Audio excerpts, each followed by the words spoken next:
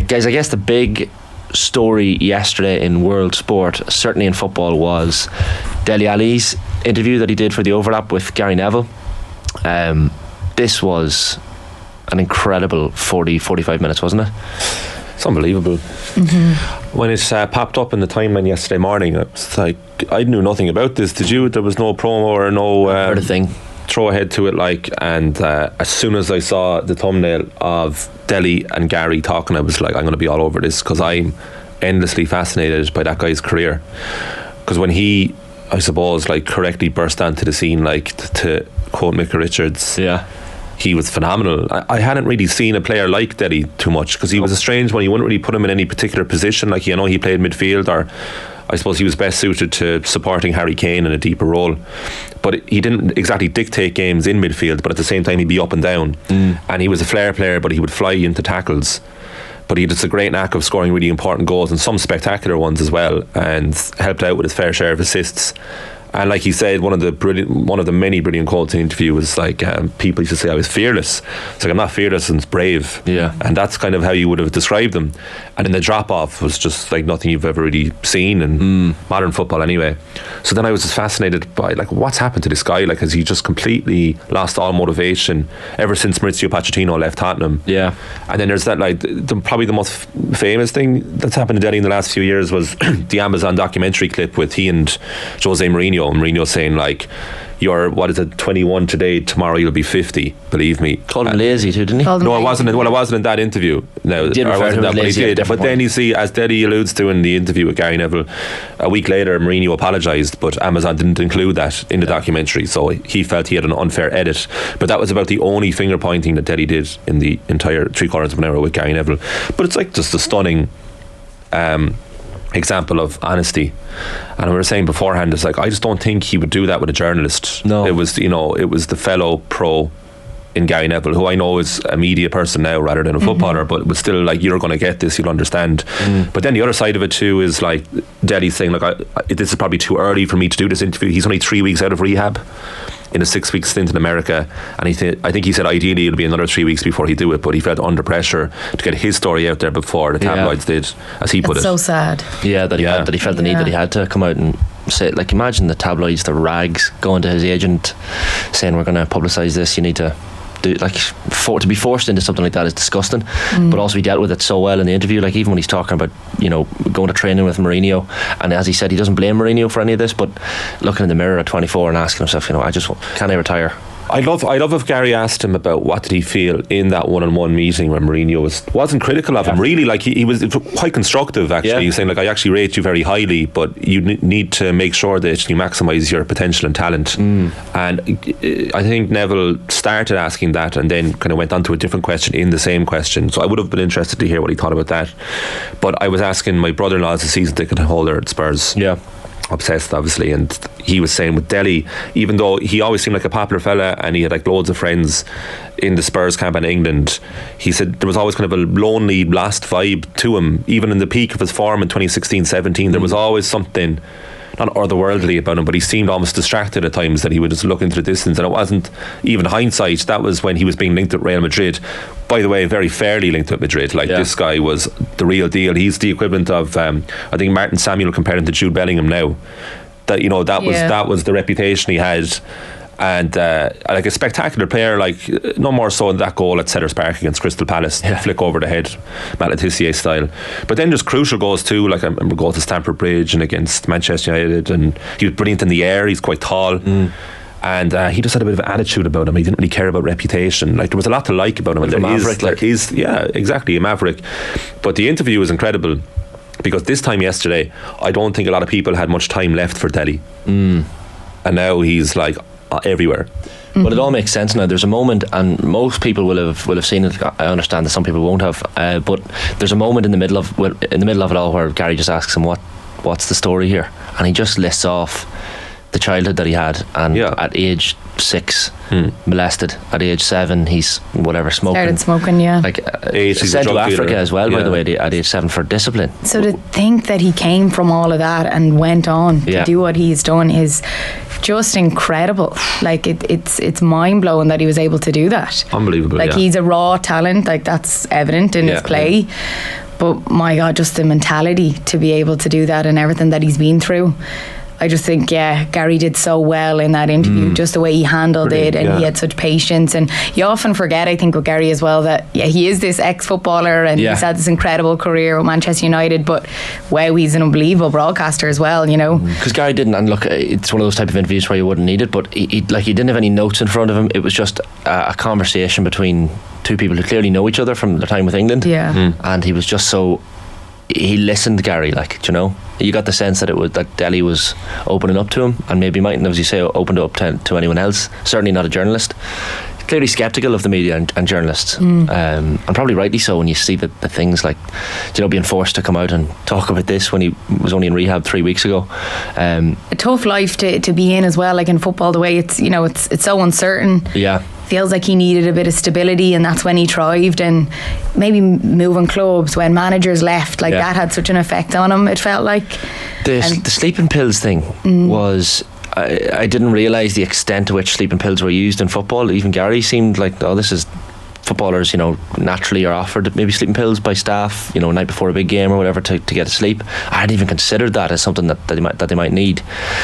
But as he described it, like, sometimes you'd have so much energy the night before a game and you have to sleep because otherwise you're not going to perform the next day, that he would take sleeping pills. But then when he says he was taking pills, he didn't put a number on it, but at 11 o'clock in the morning and just to get him through the day. And on his days off. Oh, to remove himself from reality. Like, from 11 a.m, that's insanity. Yeah, but it probably made a lot of sense to him at the time, like, which is the worst thing about it. He kept saying he was just numb.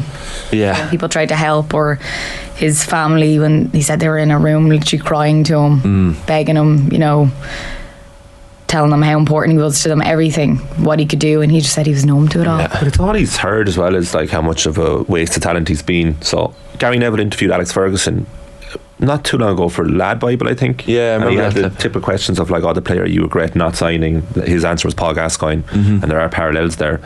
And then he said, was one of Gary's questions was, what player do you think is going to be a star? And Ferguson said, I thought Dele was going to be, and I don't know what happened there. And that's like the godfather of British football saying that. And then that's magnified by, you know, a million, because it's happened to him all the time, like all the time. But the Gascoigne thing is interesting. He said in his own book, the one that came out in about 2004, the one he wrote, Gascoigne, when he was just finishing up playing, and he said, like, people call me a waste of talent. He's like, it's remarkable how much I achieved considering my upbringing in childhood. You have to look at the other part. Gascoigne he had an awful incident too, where he was babysitting one of the neighbours, and the neighbour was knocked down by an ice cream van and killed. Jesus. And like, he was blamed for it, like, and so, and he he never got over that. And Dele has trauma that he's only dealing with now, like, so he's saying, you know, he got Young Player of the Year twice in a row, I think.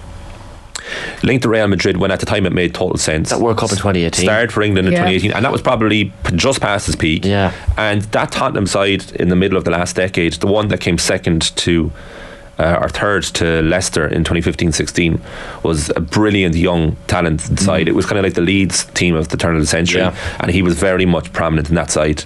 So he was sky high, right? So what he's achieved is remarkable considering what he's done. So it's totally flipped now the narrative. As I say, this time yesterday people were saying what a waster. Oh, do you remember, like, that was the headlines. Party boy. That's in the comments here. Shane says, I think the Dele interview is a massive lesson for us all, be it when we judge people in sport or just in everyday life. You never know what anyone is going through. And that's a fair point. I think we all probably at some point judged. Our own Daniel Harris tweeted that, like, everyone does. I mean, I think everyone knows that, but you do forget it. You do take it for granted, and you do take people at face value. 100%. So it is a reminder that people have stuff going on behind the scenes that they'll never let you in, like. Bobby Dwyer, I know, is a big Spurs fan, says, I'm 34 and in my time supporting Spurs, Dele, one of the most naturally gifted players we've had in my time. Absolutely heartbreaking interview. Hopefully this is when the weight is lifted off his shoulders and he can get back to his best on the pitch.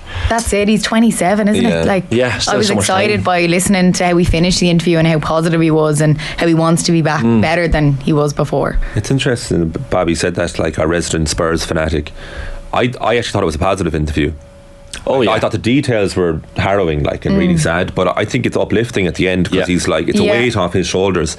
And I think whatever he does now, it's not quite a bonus, but I think it'll be better. Like, he hit an all-time low. Like, when he went to Everton, as we know now, he wasn't really present at all. Yeah. And I remember Frank Lampard, when he was managing them, talked about him in press conferences, and people asking, like, where's Dele? What's the story with Dele? And he'd be quite curt and short, being like, Dele needs to kind of commit to football. So that line itself would add to the idea that this guy didn't care. Like, and then he goes off to Besiktas, and then I remember myself and Philigan talking about him one morning here in the office, saying, "Oh, did you see Dele got booed off the pitch by Besiktas fans, and he was taken off in the first half of a game by the manager, and he's supposed to be the star player in the number 10 position, and he's trotting off, and he's just his head down, and he's looking into the distance, and everyone's thinking the same thing. This guy does not care." It turned out the caring was not the problem for Dele Alli. Like, he says he's in such a positive place now, and even Gary asked him about Everton, and he wants to go back. He's got a year left in his contract with Everton, but he's not putting pressure on himself. You kind of get the sense that he's like, well, if it doesn't work out at Everton, it doesn't work out. But I feel great, and like, who knows what the future holds for him. But I feel like it's not just football. He kept talking about hoping that this will help just one person. Exactly. And having a bit more of a purpose and stuff. He kept mentioning things like that, so I think he'll do so much more than with just football now. I know it's hard to balance both, but that Foster family must be the most amazing group of people, like he said, because like, he speaks so well. He's so thoughtful. He's still really young, like, even at 27, like, you're still kind of a baby at that age and life experience. Like, it's only 15 years ago that he was adopted. Like, that's such a good point, because the way he got that story across, that's not easy to articulate in your emotions and everything that goes with it. And he was amazing in the interview, if you actually think about it that way. Just the way he's so... He's kind of philosophical, really, for a young man, like. But he's lived two lives, like you said there. He's unbelievable. So I'm looking forward to seeing what happens with him. I don't know if his future's at Everton. I don't even know if it's in England. Well, I know. I think he'll play. I think he will play football again. You have to bear in mind too. What you'd forget is that he's injured. Like, he's physically injured. So who knows how fit he's going to be when he comes back? And if he may not be the same player he was. He may have peaked very early in his career. But I think if he does play for Everton next season, or a Premier League side, the ovation he's going to get in that first game, you'd imagine, will be very positive. As the season goes on, if he does play the whole campaign next year in England, he will have times where fans are going to use that interview against him. Of course. And he's probably ready for that. They're going to call him all sorts of things. That is horrific. But they will, and you know they will. Like, when time moves on, people are going to start using that against him. But I genuinely don't think he'll care about that. That this helps. So look, I hope we see him on the pitch, because as Bobby Dwyer's alluded to there, like, what a talent. A raw talent. I actually miss the footballer Dele, but now the person Dele is sky high.